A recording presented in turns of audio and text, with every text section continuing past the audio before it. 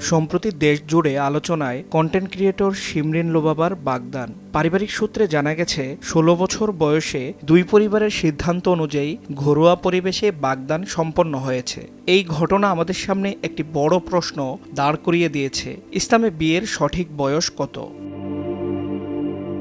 ইসলামে বিয়ের জন্য নির্দিষ্ট কোনো বয়সের বাধ্যবাধকতা নেই। তবে ইসলাম বিয়েকে কেবল একটি চুক্তি নয়, বরং একটি পবিত্র ইবাদত এবং মানসিক প্রশান্তির মাধ্যম হিসেবে দেখে।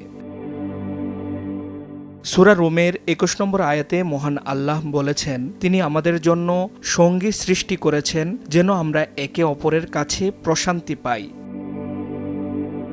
রাসূলুল্লাহ সাল্লাল্লাহু আলাইহি ওয়াসাল্লামের একটি বিখ্যাত হাদিস এ সংশয় দূর করে দেয়। তিনি বলেছেন, হে যুব সমাজ, তোমাদের মধ্যে যার সামর্থ্য আছে সে যেন বিয়ে করে। এখানে সামর্থ্য শব্দটা বেশ গুরুত্বপূর্ণ। হাদিস বিশারদদের মতে এই সামর্থ্য মানে কেবল শারীরিক সক্ষমতা নয়, বরং মোহর প্রদান এবং স্ত্রীর সারা জীবনের ভরণ পোষণ ও নিরাপত্তা দেয়ার আর্থিক ও মানসিক ক্ষমতাও। অর্থাৎ ইসলাম বাল্য বিয়ে নয়, বরং যোগ্য ও সক্ষম ব্যক্তির বিয়েতে উৎসাহ দেয়।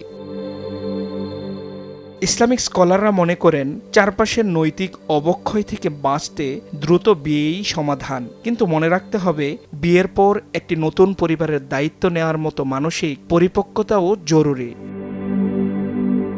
এছাড়া বাংলাদেশের প্রচলিত আইন অনুযায়ী মেয়েদের বিয়ের ন্যূনতম বয়স ১৮ এবং ছেলেদের ২১ বছর। নাগরিক হিসেবে দেশের আইনের প্রতি শ্রদ্ধাশীল হওয়াও আমাদের অন্যতম দায়িত্ব।